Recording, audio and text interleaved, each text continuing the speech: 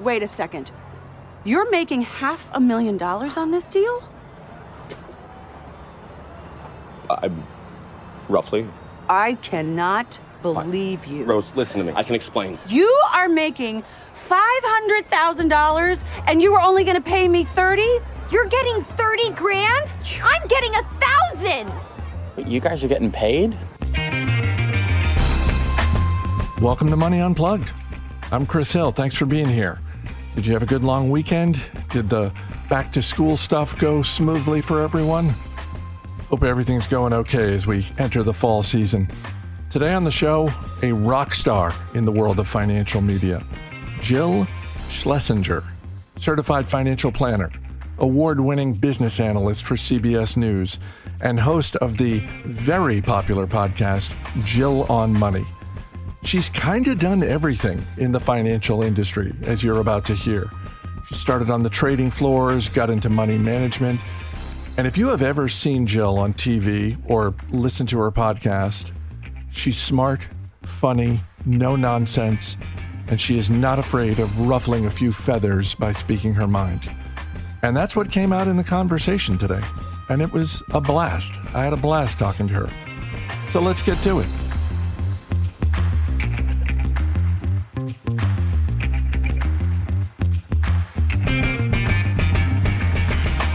What is your earliest memory of money?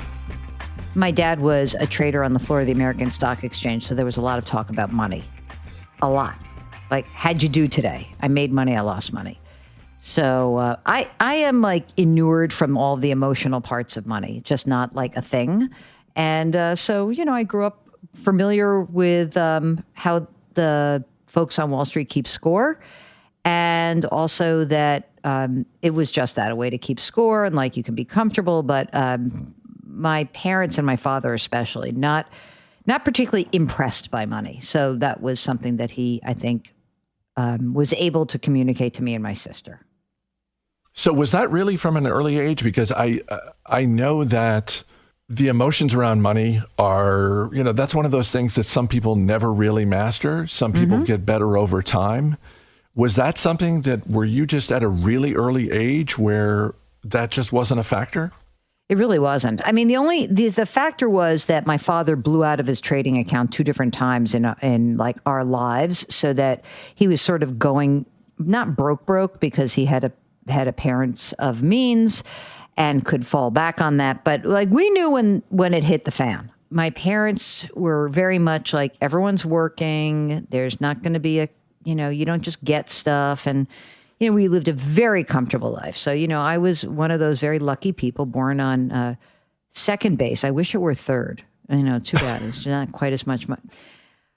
And, you know, we knew that there was, I don't know, it was very interesting because I don't think we really, my father particularly was quite a rebel. His father worked in corporate America, and my father did not want that. And so I think that my father very early on understood the trade-offs of working for a big corporation, making a lot of money, being owned by that corporation versus being self-employed, making enough money that was fine, and being able to go to his kids' events. You know, my father did not miss one soccer game in 4 years that I played varsity soccer. So, you know, he was very articulate about that. And maybe to my mother's chagrin, who knows? I mean, well, you know, she probably wished that he worked more. But he was the guy who showed up all the time. And my mother also was sort of part of it. My mother was a little bit more conservative in terms of like her view of money. And so I think that my sister and I got a very good grounding. We,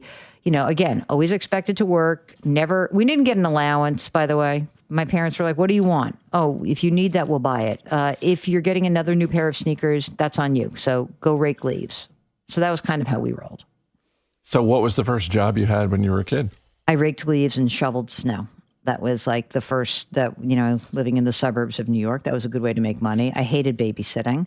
As I got older, I was reffed soccer and basketball games in our town and learned how parents can be a little crazy, my father being one of those.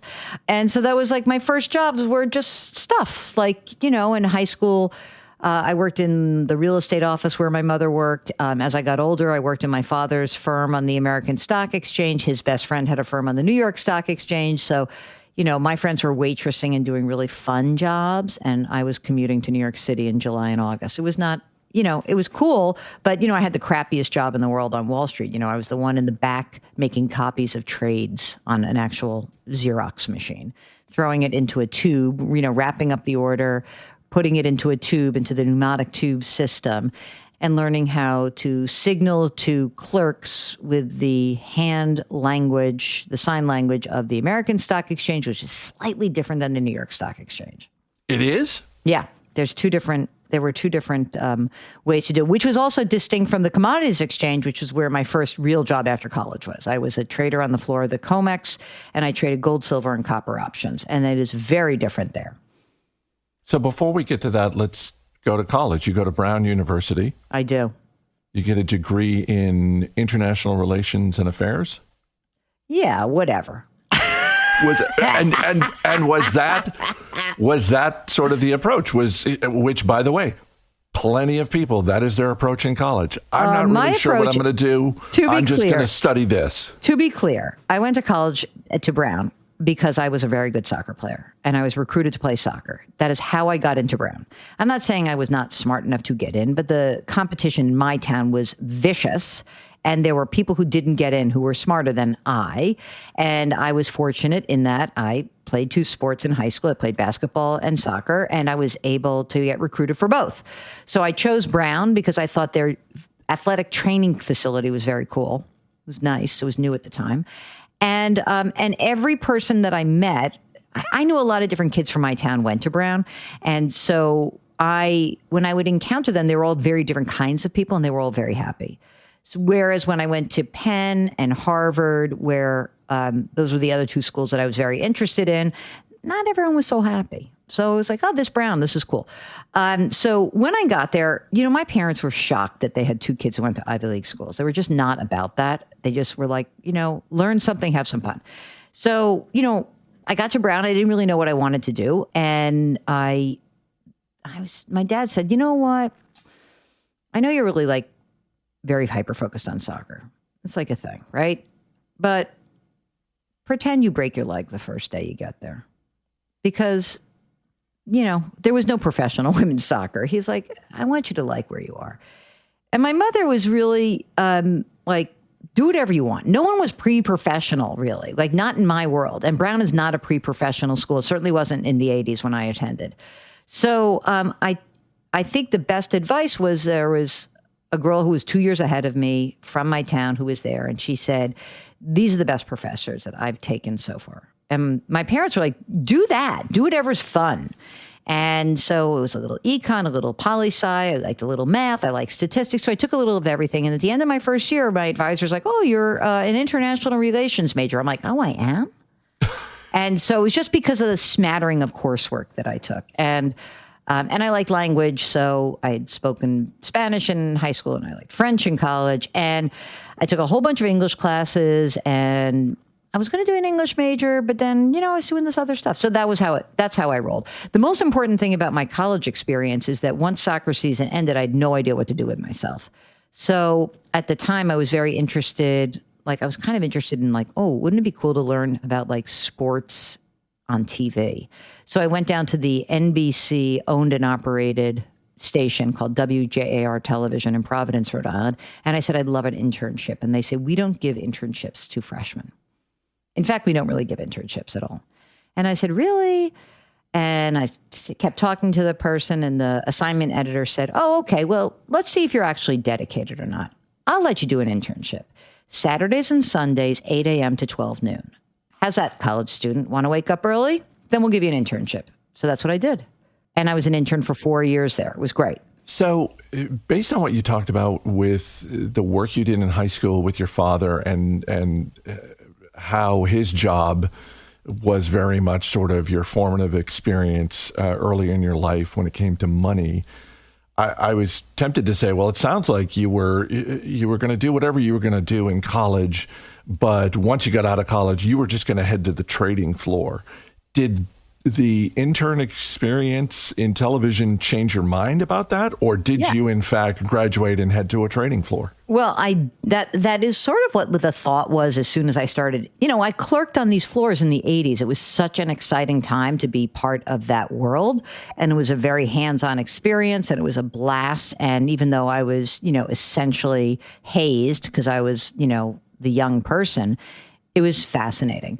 When I got to college, I did really think about the TV thing. And so when I worked at JAR the first year, again, covering parades on the weekends in Bristol, Rhode Island, it wasn't exactly exciting, but I got a little bit of the bug. And then once I survived freshman year on the assignment desk on the weekends, they asked me, okay, so you're serious. What do you want to do? And I said, I'd love to be an intern in the sports department. So I thought I was going to be the sports producer at WCBS or WNBC or WABC in New York. That's what I thought I was going to do. But then I would, sort of look at my summers and go down back to Wall Street. So the summer after my junior year, which was quite a critical summer, you have to decide what the heck you're going to do, right? And remember I had an internship at Katz Communications, which I don't even know if it exists anymore. Probably does. It's like a media consulting. And it was an internship, and I think they gave us like 24 subway tokens as like, here, good luck. And that was about it. We didn't get paid. And you saw how decisions were made up front. And also, I got to know a lot of the people at the TV station. And I learned that actually, if you want to be on the air, even you want to do sports, you're going to have to go to Bowling Green, Ohio for 4 years or 5 years and, pay your dues. I did 6 weeks at Katz, and then 6 weeks I went down to the floor, and my father's firm was the specialist, the group of traders that was responsible for the fair and orderly trading of a bunch of different stocks and stock options. And that summer, which was the summer of 1986, was a huge time for Reebok footwear, and my father was the specialist for Reebok, and I was I had sort of graduated to be the frontline clerks next to my father, and I got a lot of exposure, and it was really fun. The firm made a ton of money, and the funny story about that is that, at Katz Communications, I got, 24 subway tokens, which I think was $1 then. And my father's firm, not because I was the kid, but they made a lot of money in the month of August. Everybody got a bonus, and I got a $5,000 bonus check. And I was like, $5,000, 24 subway tokens. I think I know what I'm doing. And that was my decision point. Yeah, it's nice when the math is easy, right? When it's just when it's so easy, I don't really have to think all that hard about that. That's right. At what point, because I know at some point in your career, you leave the trading floor and you get into money management. And I'm curious about that transition and the thinking behind it. Well, there's a few different parts of that story. One is that the commodities exchange was a pretty rough place. And it was not, it made the American Stock Exchange look very swanky, and the New York Stock Exchange look like, beyond. I worked for a firm for about a year and a half. I got a big bonus after that. Remember, I survived the crash of 1987 because commodities were very active. So it was a big year. I made some money. They gave me a bonus. I said, you know what? I went to the firm, the guy who ran the firm. I said, I loved it here. Thank you for the opportunity. I'm going to go. And I bought my own seat. I traded for myself as a local, which is like the people in the middle of the trading pit. And I did that for a while. And I think that I was a good, not great trader. When it was really busy, you can make a lot of money. And one month, it was very busy, and I made a lot of money. And my dad was in my apartment, and he was looking at my P&L, my profit and loss statement. He was, wow, you had such a big month. And I'm like, yeah. And he's like, well, wait a second. You got to be more excited when you have a big month like this. I said, well, it was good, but it was busy. It wasn't like I was extraordinary. And he said, listen, honey, this is not heart surgery. You are not increasing humanity's fate by doing anything important here. This is a great job. It's a lot of fun. It afforded me a great career. But if you don't like making money in the months where you make money, believe me when I tell you, it will be crushing when you don't make the money. And it's not fun. So you better enjoy this. And I took that to heart in some respects because I knew that I really wasn't happy there. And I guess what I also realized was that I thought I'd like making money more. And I didn't. Not that I don't like making money, but it was not my driving force. And I think my dad's driving force in choosing that world was a degree of control, making a really good living. My father wasn't a trader like traders are today. You know, he wasn't making a gazillion dollars. He was a really good, it was a really good living to have sort of like breach into upper class, not like he wasn't upper middle. He was upper and he made money, but it wasn't like you're a bazillionaire, you can do whatever you want.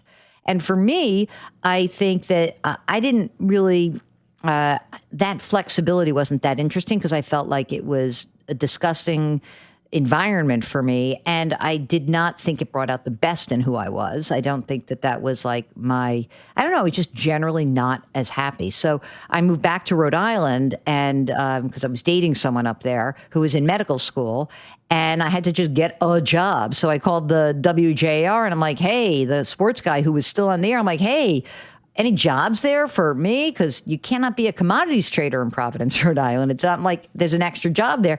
So long story short is that I sort of like fell my way into getting into radio sales. That someone told me I'd be a good salesperson. I said, I'd never sold anything before. I did that for a little while. And then I met somebody who was a money manager and financial planner. And that is how I entered the business. There was like an interim step or two. And I thought, who would ever want to be in the retail business? That's, you know, in my world, coming from the trading world, the people who were in retail, they had clients who were always driving them crazy. So I didn't know. I spent some time with this guy who had a teeny tiny firm, and he said, I think you would love this. I think it's so cool. Like you'd use your little math head and you'd use your little like investment head and like you drive solutions for people. So that is how I fell in love with the world of financial planning, in that I realized half of that world is about math and the other half is emotions. And I really could understand that. And because I don't get really hung up on money, and I'm particularly unimpressed by people who have it, at a young age, I could provide counsel to people who had money, didn't have money, without having a lot of that weird judgment that often comes with it. Well, and the ability to master emotions. Like, I think my first memory of you, seeing you on television, was probably 2009 or 2010. It's in the wake of the Great Recession. And, you know, whenever I talk to younger people about that time, one of the things I always say is, like, you cannot overstate the level of panic that just gripped the entire country. And I remember seeing you on TV and talking about consumer finance in just this very level-headed, even-tempered, calm way. And I just thought, yeah, more people like her, please. We need more people who are just sort of like, let's get through this, and here are the basics, and everybody calm down. Well, it's funny because I think that there are two things that were very helpful for me. One is that the experience of being on a trading floor brings emotions straight up to the top. So yes, I've seen grown men cry when they've blown out of their trading accounts. So I've seen that. And I've also seen the hubris of what it means to be sort of like ahead and taking dumb risks. And then in my practice of being a financial planner, being a CFP, you know, you talk to people all the time. And you realize that it is incumbent on the person sitting on the other side of the table to be able to take the heat down, both in the good times and the bad times. So, you know, honestly, I would say that I'm much happier in a bear market than a bull market. Just generally speaking, I'm much happier because in a bear market, people are sensitized to risk. In a bull market, it goes out the window. So I will say the single worst year of me being in business was probably 1999. Because all the clients were like, I don't need you. All I have to do is buy, 4 NASDAQ stocks. You stink. So I feel like that I do feel very calm in those moments. And listen, I lived through 1987 and I lived through different periods of time. The financial crisis was different in that it was the first time I really felt the system was at risk. But I also got kind of like lambasted because I had sold my business and was doing, you know, earning out of my contract, sort of getting to we're about to transition. And in 2008, I went on the air and I think I was on CNN, just, you know, sort of happenstance. And I very calmly said, it was about GM executives getting paid. I'm like, well, they have a contract. And people were so pissed.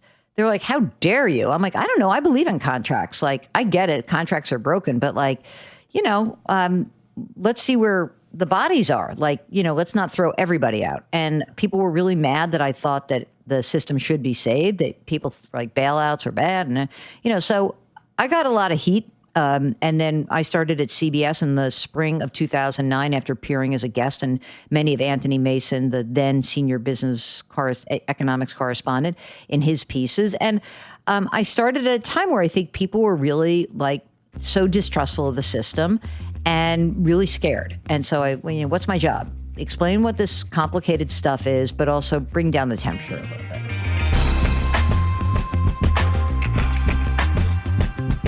Coming up, we've got the speed round, but here's a fun fact you may not be aware of. Do you know what business has quietly been blowing up over the past couple of months?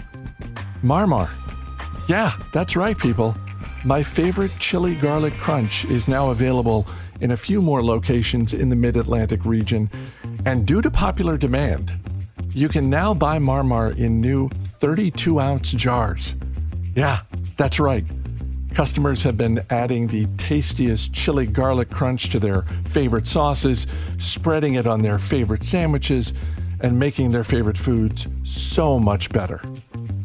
And they've done that to the point where the makers of Marmar had to start selling it in large-sized containers in addition to the regular-sized ones. Seriously, you got to try this stuff if you haven't already. When you do, you will know why I rave about it. Go to ilovemarmar.com.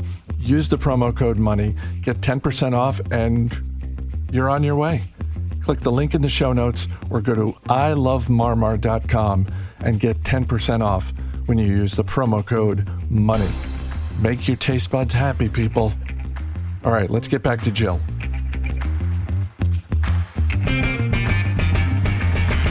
In all your years hosting, is there a trend around money that you're happy to see improve, get better for individuals in consumer finance? And on the flip side, is there a mistake that people make with money that has just never gotten better over the last 15 years or so, where you just think to yourself, wow, we're really still going to talk about this mistake? People are still doing this? Well, I always think that my father's advice around this, and I'll do the second part of the question first, that, it's really never as good or as bad as you think. So whatever is going on, it's probably not like balls to the wall, stocks can only go up. And it's probably not, oh my God, everything's going to zero.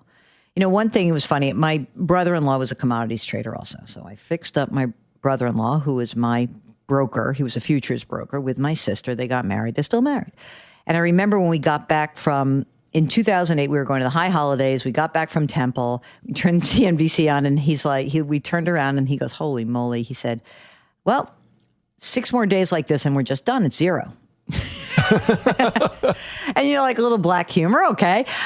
So, I think there was this moment where you're like, it's not going to be that bad. It's going to be, we'll figure it out. They'll figure it out. It'll get so bad that someone will do something. People really do overestimate the good times and the bad times. I think that more people having access to investing in a simpler way is a wonderful thing. Like, I think an index fund and an index ETF is just a beautiful invention. I think that the ability for people to start early and do that and not be sold a bunch of stuff is really amazing. And I think that, we do have a generation that seems to, really be a little bit more attuned to staying the course. So they don't seem to panic as much. So that's good. Still, I think I was talking to some big executive, and we're at a financial services company. And this person said to me, like, do you like the industry or do you not like the industry? I said, oh, that's a funny question. I said, I kind of think of financial services in general like your favorite drunk aunt. Like, you had a great Aunt Blanche, you love her, she's a drunk. And when she is not drinking to excess, she's so fun and she's so funny and she's smart and she's caring and she does the right thing. But then she hits the wall and something bad happens and she just behaves badly. So do I think that this is a great industry most of the professionals in that industry really do care about their clients? Do I think that they act badly and behave badly sometimes? Yeah, I do. And I think what's disheartening to me is that even now, the biggest firms have a hard time really getting behind client first. They talk a good game, but they don't always follow through. Let's go to the speed round. So fast. They say money can't buy happiness. I think we both know that's not true. What is something that you have bought that makes you happy? Well, I feel bad about saying this, but I obviously when we bought our dogs, my wife and I have 2 dogs, and it did cost money to buy them. By far the best thing that I've ever done. Talk about experience and love. And yeah, I mean, I know it's a bummer to walk them at 5:30 in the morning, but yeah, I mean, like I'm a person who buys experience. I'm really all in on that. I'm not a great. I don't really love things. I just said to a colleague this morning that I hope to never buy a dress for work ever again, just shop in my closet and be happy about that. But yeah, I would say that my dogs, that was like the best purchase ever. At the other end of the spectrum, have you ever made a purchase in your life that you regret and every once in a while you think about it? Well, I mean, sometimes it's like the thing you didn't do, right? Or the thing you did do. So sometimes it's like the thing you didn't do is like the greatest decision you ever made, right? I think that for me, since I don't buy a lot of stuff, I mean, I have stupid things like I bought this machine that was supposed to ice down my crappy hips before, but now I haven't even used it. It's $350. What am I doing? But I think there are times where you can look back and regret certain things. I generally don't do that. I am a person who has gone through relationship breakups. I don't look back and say, what could I have done differently? Like, I am where I am. I think that's why my show is appealing to a certain type of person. I am not judgy.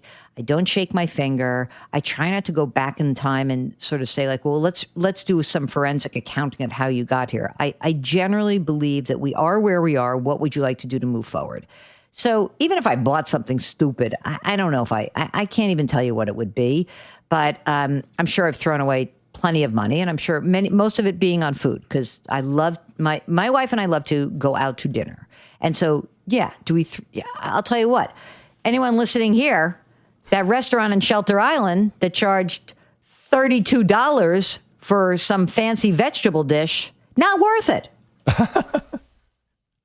Duly noted. What is the last thing you splurged on just for yourself, not for your wife or friends or extended family, just for you? What's the last thing you splurged on? I'm buying myself a necklace, which I never do. But I bought myself a necklace from a friend of mine who's a jewelry maker because I saw myself on television once and I was like, that's not quite the right length. The other thing is not the right length. So I just splurged on that. And here's how I think about it. Like I bought it and I'll use it for work, but really I just wanted a necklace of a certain type and size. And it's not like a 4-figure necklace. It's a 3-figure necklace. But listen, you know what I splurge on is like, I will pay up for airline tickets. I'll tell you, by the way, one thing I do regret, with all due respect to Idina Menzel, I paid up for tickets to her show and it sucked. So also we duly noted. Yes, exactly. I mean, I love you, but it was terrible. So we pay up for food and theater, and that's fun. And I think the most fun thing to do is to give money away because I think that is just the most satisfying thing. If you can afford to do it, just whatever it is that it just makes you feel good. So, I had an awesome run. This is now my 17th year at CBS. And being able to talk to people like you or other people in the industry is really great. But, I just conclude with this one little tidbit of story here. I was at a social occasion, and this must be like seven or 8 years ago. So remember, I had a radio show that's been on the air since 2011. I'm just celebrating my 750th weekend radio show. I've got the Jill on Money podcast and a Money Watch podcast for CBS. And it was just in the beginning of podcasting, and I was one of the early folks who was podcasting. And so I met this guy at a party, and he was chatting with me, and he was what I would call your typical Wall Street guy of a tip. So I won't go into like the demographic and all that, but you know who I'm talking about. It's like a typical of course. guy, okay? And he says, "Oh, what's your podcast about?" I said, "Well, it's a personal finance." He's like, "Oh, I couldn't care less about that." And I remember in that moment thinking, that's all I care about. That's all I care about. Like, I've interviewed some incredibly smart, interesting people. And what feeds me, what I love about my life is that I get to talk to real people every day. I get to do a podcast 7 days a week, 5 for Jill on Money, 2 for Money Watch. And I get to talk to people about what's going on for them. And I get to do these mini financial plans with people. And I get to dive deep for 15 minutes into their lives and then drop out and basically be like the ER person who says, "Okay, let me come in, let me see what's going on, and let me send you on your way." And I can't tell you how satisfying it is to just talk to regular people about whatever's going on in their lives. And so that is the blessing of everything that has happened to this point for me, is that I get to talk to real people every day. And yes, it's nice to get your hair and makeup done on TV, and it's nice to be on a big radio station. It's all that's fun, but there is nothing more satisfying than talking to regular people about whatever is going on for them. What is a charitable cause that you like to support?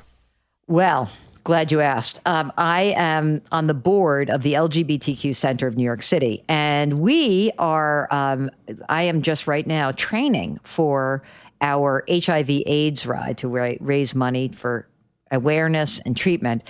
And it's, 275 miles in 3 days. So oh boy. Anybody watching this, not that you have to give me money, but what I am seeking is I'm doing a lot of training right now. So anyone who's got a great song that they want to say, "Hey, Jill, here's a song for your training playlist," that is what I am sussing at. One of my colleagues at work just said to me today, and I'll tell you after we're done recording who it was, "I'm not giving you a song. It's better to go inward. You shouldn't have to." I was like, "Dude, I'm going to be riding for 6 hours a day, 3 days in a row. Like, I need something to train with." So, Chris, if you have a song that comes to mind, something that is either a pump up song or a grind through song, doesn't matter. I want anything that is not on that playlist. Right now, the playlist is 10 hours and something minutes. So that's what I'm all about right now. Training, raising money, doing some good work. I don't ride a bike. I do run, and the very thought of running without earbuds and music playing is horrifying to me. So your colleague is way off base there. Do you have a favorite movie or television series that has money as a through line? Of course. Oh my God, of course. The best movie ever is Trading Places, about the trading world. That is it. I know it's a comedy. It tells the story of commodities. It is a hysterical illustration. A lot of my friends, including my brother-in-law, were extras in that movie. So Trading Places is really one of my favorite movies. The book that is sort of the trading book that I think is always interesting is Reminiscence of a Stock Operator, Jesse Livermore, and that's an oldie but a goodie. I don't tend to watch things like Billions. I love Succession, but that's because it's more media, and it's, essentially the story of the company I work for right now. And other than that, I don't know, what shows do you watch? Are there money shows that you like? So Succession is a show that's come up a few times on this podcast, and it's a show that I watched the first episode and I just stopped after that because I just thought to myself, I don't like any of these people. But yes, I've been encouraged by some of my friends to say, just give it like maybe 1 or 2 more episodes after that, and the writing will sort of pull you in. So at some point, I will probably give it another shot. I mean, one of my favorite lines of all, of course, I'm a sports person also. So, I love the Simpsons, and I think they always have funny lines. And with all the world of sports betting, one of my favorite lines about sort of like also has a trader mentality when Homer says to Lisa, that's Daddy's favorite team and he needs them to lose by more than 6 points. Right. The last thing is a penny for your thoughts. And this is really just any kind of advice for people who are listening. It doesn't have to be about money, but it could be. Oh, I'm going to give you the easiest one. This is the easiest advice. Every single financial planning question boils down to one big issue that everybody hates. how much money do you spend today? I'm not going to tell you how to spend your money. I'm just telling you, you need to know what your monthly nut is. And that means adding everything in. It means all the money you slip to your adult children. It means taking care of your aging parents. It means your trips. It's everything. But if you are looking at doing any sort of future planning, if you don't know that number, you got nothing. You got nothing. So when people say to me, what's your number? Like, how much money do I need to retire? Well, tell me how much you spend. That's really the critical issue. If you don't know that number, you're not going to be able to do any planning. So know that number and then do some planning. There you go. Now that you're done listening to this, you can go check out the Jill on Money podcast. And if you have questions or comments for this show, drop a note to info@moneyunpluggedpod.com. I'm Chris Hill. Thanks for listening. I'll see you next week.